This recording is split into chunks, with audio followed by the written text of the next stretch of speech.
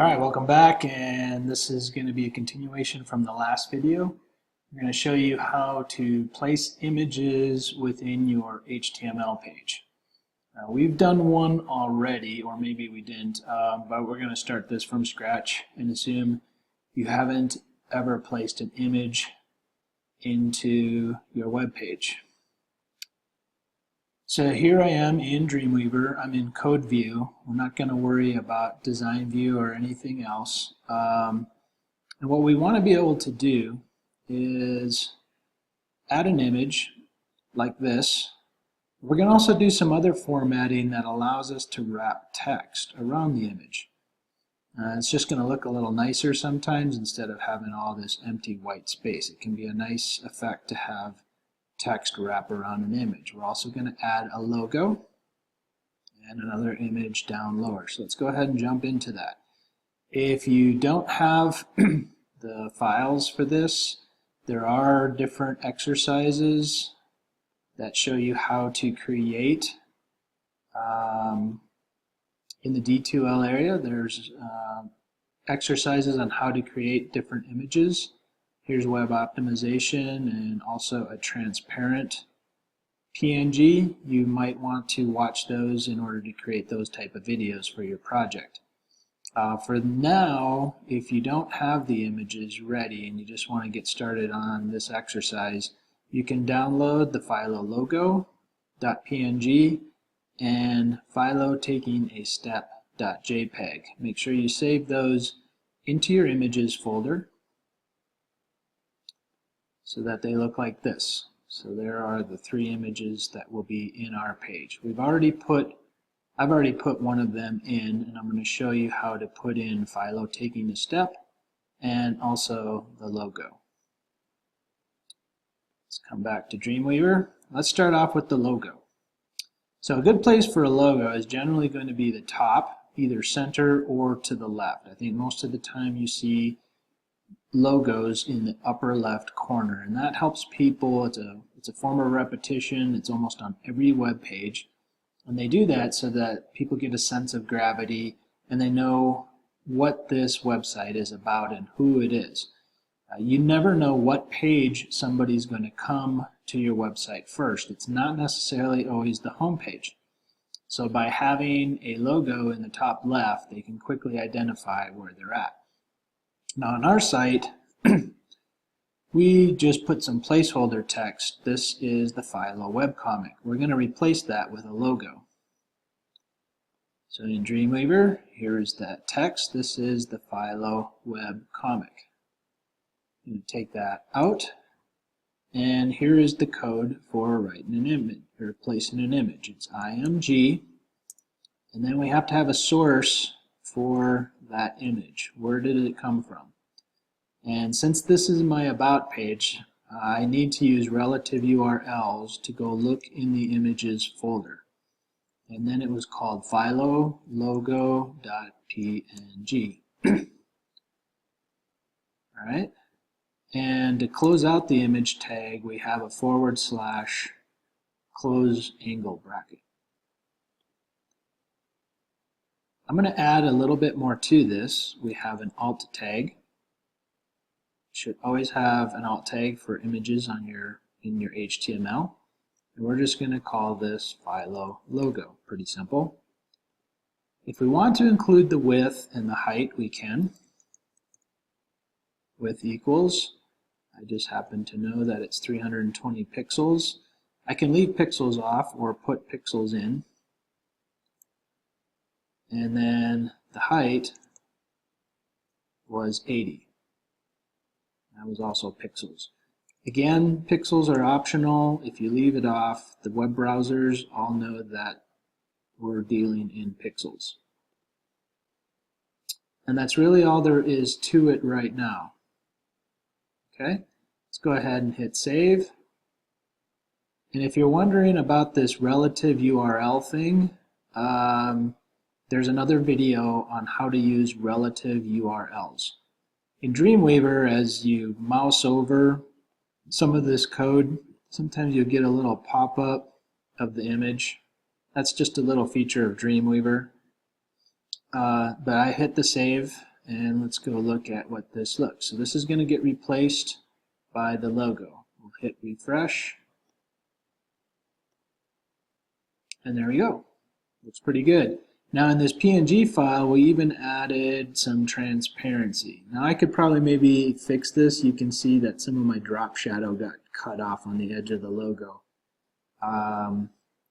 Normally I would go back and fix it. I'm not going to worry about it for the class exercise, but if I was really particular, I'd want to make sure that didn't get cut off. And all that meant was when I created my logo in Photoshop, I was too close to this edge, and I could fix that by just moving it over. So if I was working on the philo image, I could do that.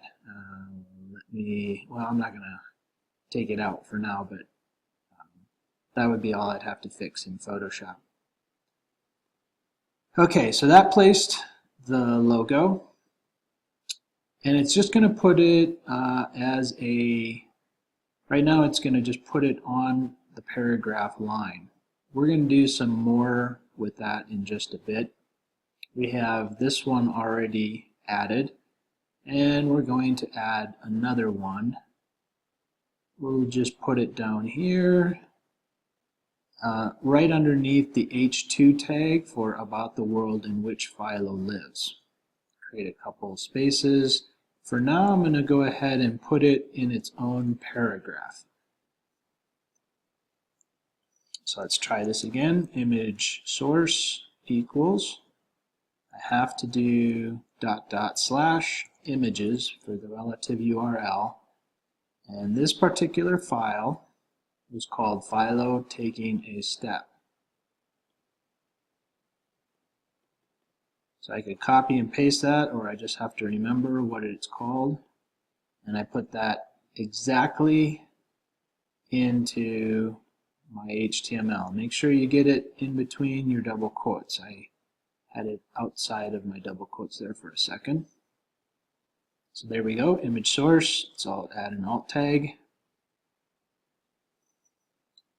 and we'll call it pretty much the same thing as the name of the file. Now, is that a good idea? I'd say so. Generally speaking, I do that quite often. I describe the image in the file name and use it for the alt tag.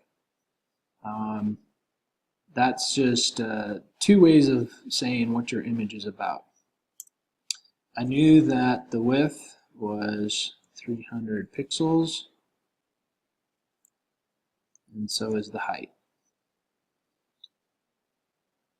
Now the question, and then I have the / close angle bracket to close off the image source. So that's the full code for the image, and then we go ahead and put in our height. Now, do I have to include width or height? Nowadays, web browsers are pretty good, pretty smart, and they can figure out the height and width just by looking at the file information. JPEGs will contain information about the file size in it, and the browsers are able to read that. The only problem is it takes a little bit of time.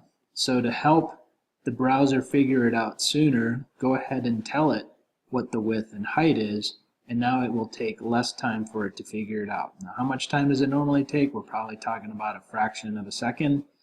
Again, if you have a lot of images, that can add up. All of this stuff is about optimization. Tiny, tiny little things to tighten things up will make your website faster.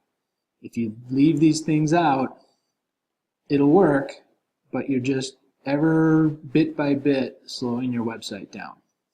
So these are good things to include as tags when you're adding an image. All right, so there we go. We've added that. Let's hit save. And now let's take a look at what that looks like. It's a little further down on our page, and there we go. That's all there is. Now, one of the things I want to do next with these two particular images is have text wrap around the side. We're going to do that using what's called an inline style. So this is going to be your very, very first introduction to a styling. All right. we're going to align this to the left side. Maybe we'll make one go to the right, just so we can see what that looks like too. So this one is already to the left, this one's to the left. That's the default. I want to change that so we get the text to wrap around. So the first thing I need to do, come up to my first image. First thing that I need to do is take it out of its own paragraph. And it's now going to be in line with this text. So you can see now the paragraph started here and it ends here. So I've taken it out of its own paragraph, and the image, here's all the code for the image, now is inside the same paragraph as our text. If I save this, I'll show you what this looks like. It's no longer going to be on its own paragraph. We now have text starting right where the image is. All right, so that gets it all on the same paragraph, but this still isn't ideal. And this really, I want all of this text to wrap around and use this space up here. So I'll show you how we do that with an inline style. Come back to Dreamweaver. We're going to add some tags to our image source. I like to do inline styles before the image source. Different people will do different things. It doesn't really matter where this goes. It can go anywhere. You can put tags in anywhere when you're adding an image. I'm going to put mine right here. So it's style equals, so that's the tag. I need my double quotes. All right, and then we're going to very simply add float colon left semicolon.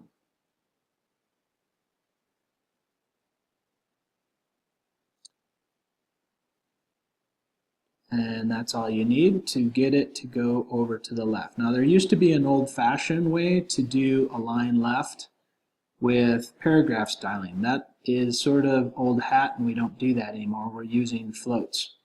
So let's go ahead and save that and see what that does. Right now I should get the text wrapping around it. And there you go. Now the only problem here is it's right up against the edge. And it's like, well, that's not really what I was hoping for. So let's go ahead and add a little bit of margin. Now, if you have a really, really big website and your browser window is large, then this text is going to wrap differently. We haven't controlled yet the total width of the content. So as you change the width of your browser window, the way this wraps changes. You see how that works? So you might be getting kind of some crazy results here where even this image is now wrapping around this image. If that's the case, narrow your browser window enough so that text is pushing stuff down. Eventually later with styling, we're going to control the width of this content so it doesn't go across the entire browser window. Especially on larger monitors, if this is all the way out to the side, then your text just will go on forever. All right, so we're going to just add a little bit of padding here for cosmetic sake. And we do that very simply by adding to the styles here. So I have one style in here called float left. I'm going to create a space and add a new one called margin hyphen right colon, and let's do something really simple. We'll just do 20 pixels, so 20px with no space in between it, and then end that with a semicolon. Very important that you include that semicolon. If you forget any of this code while you're doing this, your code is not going to work. All right. Dreamweaver gives you all of this color coordination to let you know that things are being done correctly. All right. And I'm wondering if I've got some kind of error. I don't have, interesting. I might have to come back and check my code because it's all pink. I'm trying to figure out where maybe I have things off. Alt. I'm gonna pause the video here for a second. Okay, I think I found my culprit, and even the instructor makes a mistake.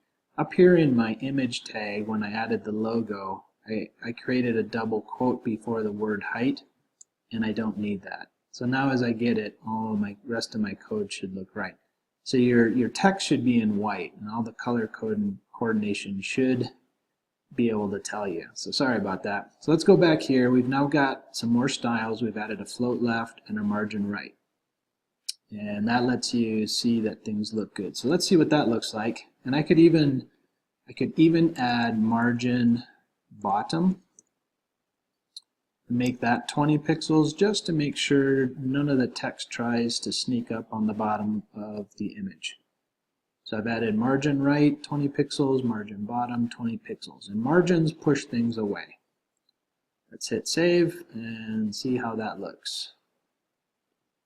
There we go. That looks a little better, doesn't it? Just having that little bit of space creates a better proximity for your image. Let's try this again with the other image. And this is a long paragraph, so I'm going to break this up right here at the word nullum. We just might help us out to have some more paragraphs to work with on the design of this. You don't have to do this if you don't want to. I'm just doing it so that we got more paragraphs to work with. I'm going to add another one here.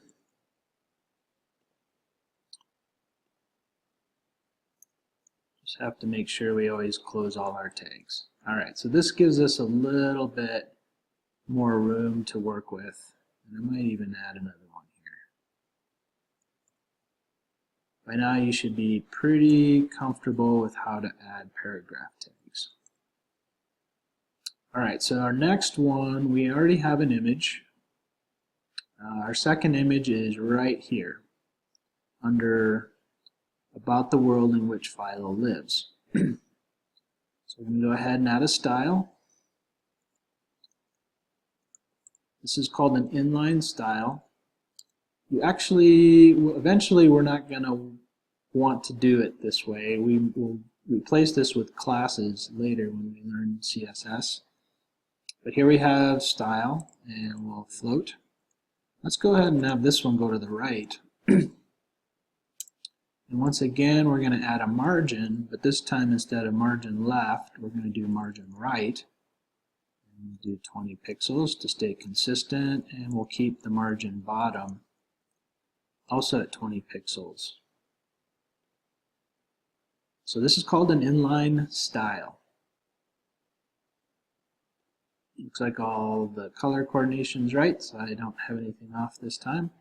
And let's hit state. Let's hit save and see what this does. Oh, I have to do one more thing before I do this. Notice that this is still inside its own paragraph tags. So I need to take it out of the paragraph tag. I'm going to delete this paragraph start and delete this paragraph end. And in my code, I'm going to bring it right up so that the paragraph text starts immediately after the image. Now I have the image and the text in the same paragraph tags. That way it's going to create the float. Alright, so that should work better. And let's check how this looks. And there we go. It's now over to the right. And did my padding work? Let me just check my padding. I was supposed to do padding left, and I told you right. So let's do padding left. That was my mistake. We did padding right up here because we wanted to push it to the side, to the right side. This one we want to push it away on the left side. So I need to change this to margin left. So let's change that, save it. There we go. So now we have this little space. And I mean, it had a lot of white background, so you could hardly tell anyway. But if this was a solid image, you would definitely notice that. And again, it helps if your browser window is narrower to be able to see these. If you have this way out, this could really kind of look wompy. So that's just where we're at right now. That's fine. We're going to fix that in time. But we've now placed images, and we have done some very simple inline styling that you can use directly on your HTML page. Eventually we're going to replace that with CSS styling, and we really want to minimize inline styles. Alright, so that's how we add images in our HTML page. Simple as that.